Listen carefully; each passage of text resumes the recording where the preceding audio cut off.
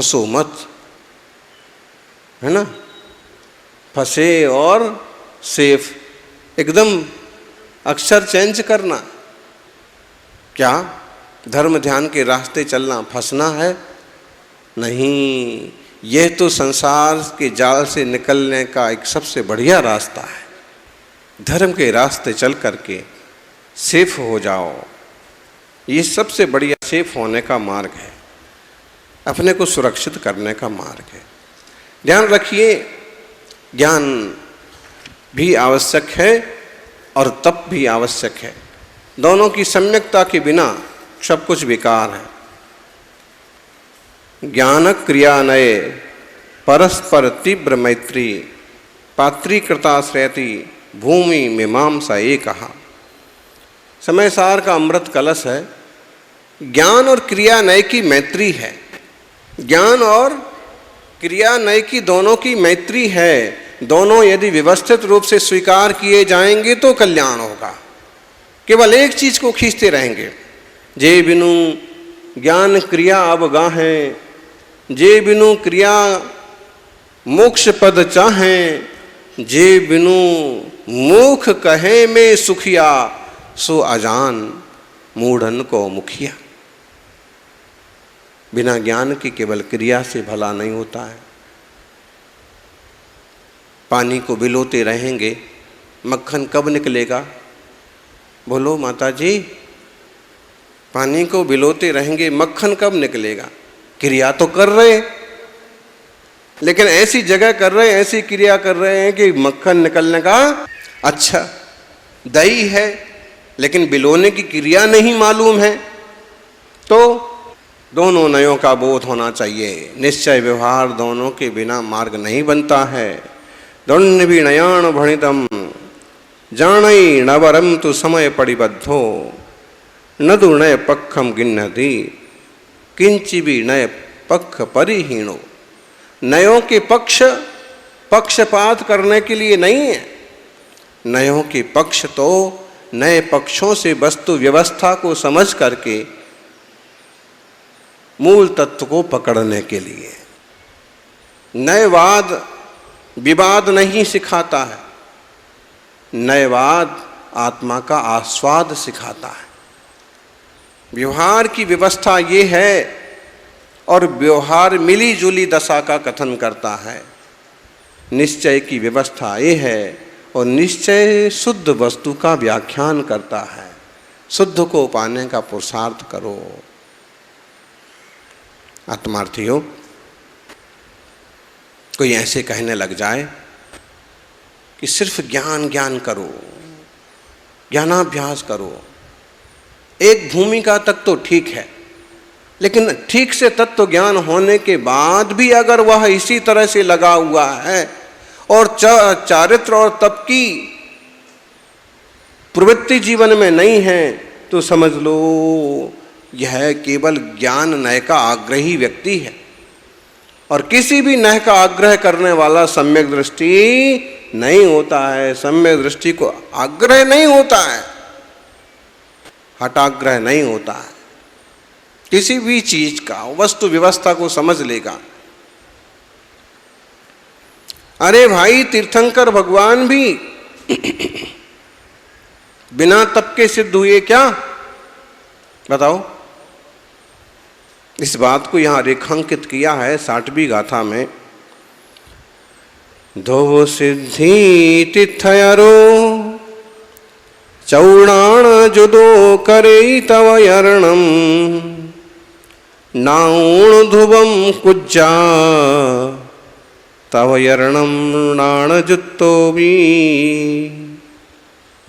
तीर्थंकर की सिद्धि तो पक्का है।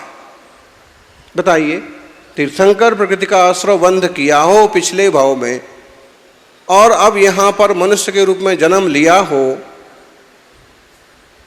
तो कितने भाव बाकी हैं उनके? बताएंगे कोई? कोमट सार जी का स्वाध्याय किस किसने किया है?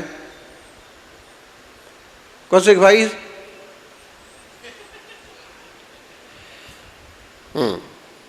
किसी ने नहीं किया। अध्यक्ष जी, गौरवाध्यक्ष जी, और फिर जनता से तो क्या पूछें अब। बड़ा अच्छा ग्रंथ है गौमठसार जी, जीवकांड और कर्मकांड। अब अपन उसमें जब पढ़ते हैं तो ये निश्चित हो जाता है कि एक बार तीर्थंकर प्रकृति का आश्रय बंद हो गया तो उस पर्याय के बाद या तो देव बनेंगे, और अगर आश्रय बंध कर रखा है या नरकायु का तो नरक भी जा सकते। जैसे राजा श्रेणिक का जीव तीर्थंकर प्रकृति का आश्रय बंध के पहले नरकायु बांधी, बाद में तीर्थंकर प्रकृति का आश्रय बंध किया तो नरक आयु होने से गए तो नरक, लेकिन नरक से निकल के तीर्थंकर बनेंगे। क्या समझे ज्ञानी? पहली बार सुन रहे, बोले महाराज जी कैसी बात करते, नरक से निकल के तीर्थंकर बनेंगे? हाँ, बहुलतर तो इसकी है कि मनुष्य पर्याय में बुनी बन करके वहां तीर्थंकर प्रकृति का आश्रय बंद करेंगे और स्वर्ग जाएंगे, और स्वर्ग से आके फिर तीर्थंकर बनेंगे। लेकिन ये निश्चित है कि चाहे वो स्वर्ग से आके तीर्थंकर वाले भाव को प्राप्त हो, चाहे नरक से आके तीर्थंकर वाले मनुष्य भाव को प्राप्त हो, जाना दोनों को उसी भाव से मोक्ष है। दुब सिद्धि तिथयारो, तीर्थंकर को सिद्धि तो निश्चित है। महावीर स्वामी के माता पिता यही तो समझाते हैं कि तीर्थंकर बन के तू जन्मा, तो तीर्थंकर बन के जन्मा है और तेरी सिद्धि तो निश्चित है, तो बेटा पहले विवाह क्यों नहीं कर लेता है, पहले राजपाट क्यों करने नहीं लेता है? अरे सिद्ध तो हो ही जाना है तुझे। तब वो संबोधित करते हैं कि आयुष्य का दुरुपयोग करना बुद्धिमानी नहीं है। जब बड़े बड़े ऋषभ जैसे तीर्थंकरों ने भी संयम का मार्ग लिया, इतने बड़े जीवन में उसमें से भी एक बड़ा हिस्सा निकाल के उनने संयम तप किया, तो मेरा तो केवल 72 साल का है।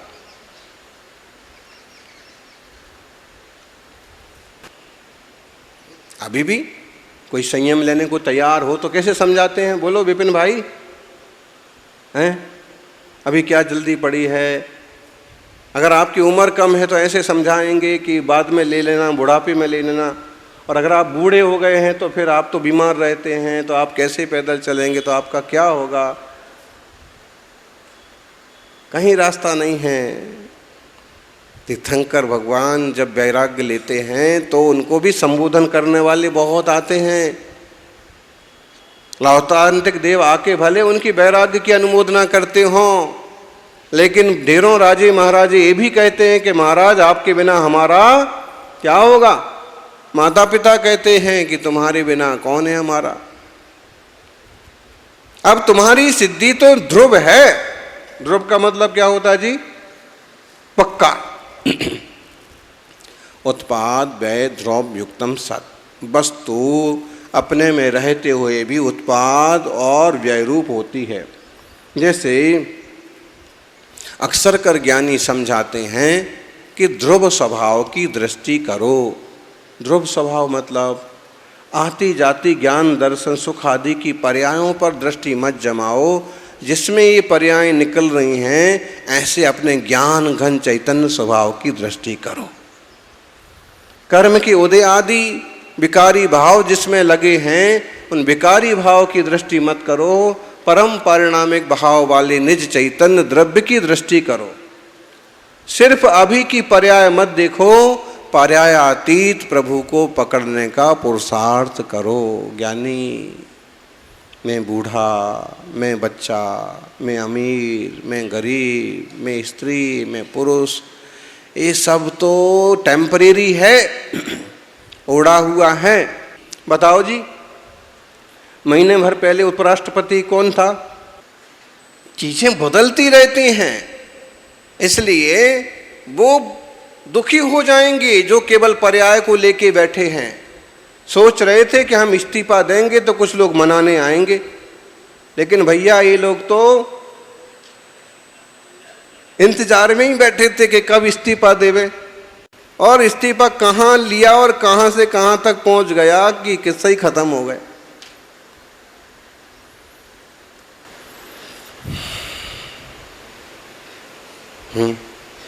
कभी कभी लोग भी सोचते हैं कि हम अगर वैराग्य की बात करेंगे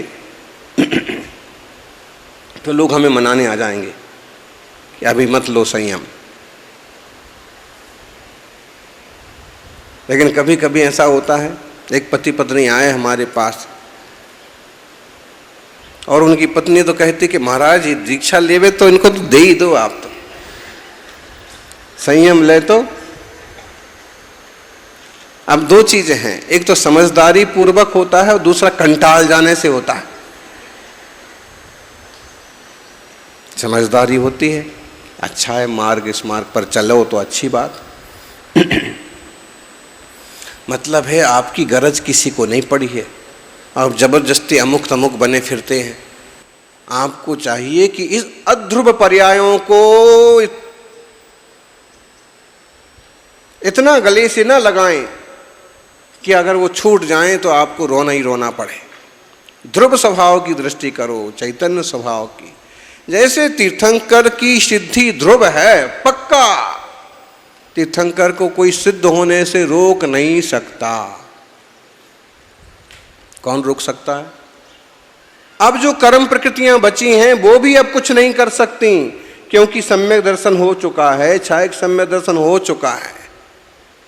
अब छायक सम्यक दर्शन की उपस्थिति में घातिया कर्मों का भी नाश होगा, अघातिया कर्मों का भी नाश होगा। तीर्थंकर प्रकृति उदय में आएगी, तीर्थंकर प्रकृति उदय में आएगी 13वें गुणस्थान।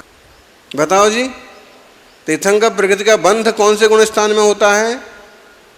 चौथे से लेकर के 7वें तक, 8वें के 6ठे भाग तक। तो तीर्थंकर प्रकृति का उदय कौन से गुणस्थान में होता है? उदय होता है 13वें गुणस्थान में। लेकिन आप गजब देखिए कि तीर्थंकर प्रकृति को लेके आने वाले जीव के लिए कैसी महिमा होने लगती है। गर्भ कल्याणक और परमुखोदयी होकर के प्रकृतियां उदय में आने लगती। कठिन हो रहा है प्रवचन, सरल करो, चलो वापस। लेकिन शब्द तो सुनना चाहिए, आप इस पर ध्यान दो। कुछ ऐसे शब्द हैं जो केवल जैन शब्द कोश में ही मिलते हैं, दुनिया में कहीं नहीं मिलते। सम्यक तो शब्द कहाँ मिलता आपको? सामायिक शब्द कहाँ मिलता? बताइए। उद्दिष्ट त्याग शब्द आपको दुनिया में कौन से कोश में मिलेगा? प्रतिक्रमण शब्द बताइए। जैन धर्म की अपनी अभूतपूर्व शब्द संपदा भी है, चारित्र संपदा भी है, स्वतंत्र मोक्ष का मार्ग दिखाने वाला यह अद्भुत दर्शन है। गुणस्थान आपको कहाँ सुनने को मिलते हैं बताइए? ढेरों शास्त्र हैं दुनिया वालों के भी, आप किसी में ढूंढिए गुणस्थान। 8 कर्म ढूंढिए, कर्म शब्द तो मिल जाएगा। 8 मुख्य मार्ग का प्रतिपादन इस मंगलमय शासन में किया है। दुब सिद्धि तिथयरो चौड़ाण जुदो करे तब अर्णम। तीर्थंकर की सिद्धि निश्चित है, जन्म से 3 ज्ञान हो गए हैं, दीक्षा लेते ही 4था ज्ञान भी हो गया, फिर भी तपस्या करते। तीर्थंकर ऋषभदेव ने क्या विग्रह लिया था? उनने तो सीधा सिंपल ही अभिग्रह लिया था कि शुद्ध आहार चर्या जहाँ योग्य रीति से होगी वहाँ करेंगे। वो भी नहीं मिली। कितने दिन तक नहीं मिली? हाँ, 6 महीने। 6 महीने तो तपस्या में उपवास में गए, 7 महीने और 9 दिन और नहीं मिली। कौशिक भाई, लोग कहते भी थे कि हमारे यहाँ बढ़िया बढ़िया लड्डू बने हैं, आप आ जाओ, हमारे यहाँ पूड़ी रखी है, हमारी घरवाली कह रही है कि आज तो आप महाराज को लेके ही आओ। लेकिन फिर भी महाराज नहीं जाते थे। क्यों? महाराज की विधि पूरी नहीं बैठ रही थी, पड़गान विधि से नहीं हो पा रहा था। है? यानी दिगंबर मुनिराजों की चर्या जो है, तीर्थंकरों की चर्या अद्भुत है। दुनिया में ऐसे दर्शन कहीं नहीं होते, इसलिए तो सब झुकते हैं और सबको समझ में आता है कि मार्ग तो ये है। पात्र लेके निकल गए, डब्बा लेके निकल गए, दे दो साहब, ये कुछ नहीं है। तो अंजलि मुद्रा बांध के निकल गए, पास में श्रावक हैं तो वहाँ, और नहीं तो दूर हैं तो वहाँ तक चले जाएंगे। हैं, कल हमारे एक मुनि महाराज 3 किलोमीटर चले गए।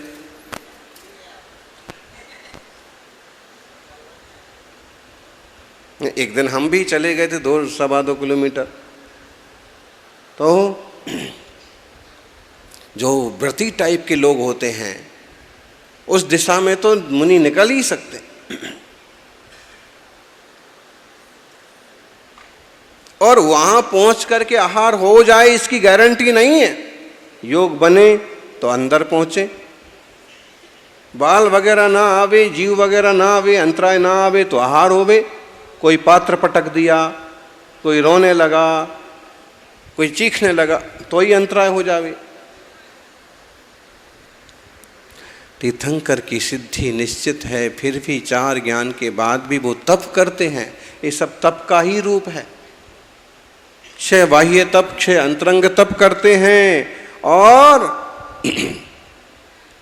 ऐसे महान तप को निरंतर तपते तपते कर्म को राख करते हैं। यानी जब तीर्थंकर भी तप करते हैं, नाउण तुभम कुज्जा तब एरणम नाण जुत्तो भी, ऐसा जान करके ज्ञानी, अगर तुम ज्ञान सहित हो तो भी तप करना। पर्युषण पर्व का निमित्त है, इस निमित्त से कुछ तपस्या करो। 16 कारण का निमित्त है, इस निमित्त से कर लो। रवि व्रत के निमित्त से करो, लेकिन ऐसा नहीं कि सिर्फ जानो, सिर्फ पढ़ो, और कभी भी तपस्या की आसाधना मत करो। कुछ लोग कहने लगते हैं क्या रखा भूखे रहने में। अगर भूखे रहने में कुछ नहीं रखा तो तीर्थंकर क्यों रखा। हाँ, मूर्खता पूर्वक भूखा रहना वो बेकार है, लेकिन जब तत्व ज्ञान हुआ, वस्तु व्यवस्था समझ में आई, तो अंतरंग स्थिरता बढ़ाने के लिए भोजन आदि का त्याग करने रूप बाह्य तप भी करना ही चाहिए। बाह्य तप का निषेध नहीं है।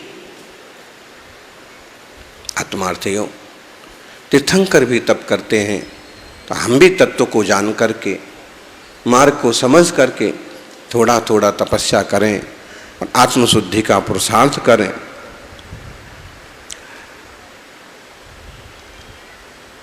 अग्नि से जैसे सोना शुद्ध हो जाता है, 16 ताव देने से जैसे सोना शुद्ध हो जाता है, वैसे ही भेद विज्ञान पूर्वक तपस्या करने से आत्मा शुद्ध हो जाता है, आत्मा परमात्मा बन जाता है। जय बोलिए 24 तीर्थंकर भगवान की।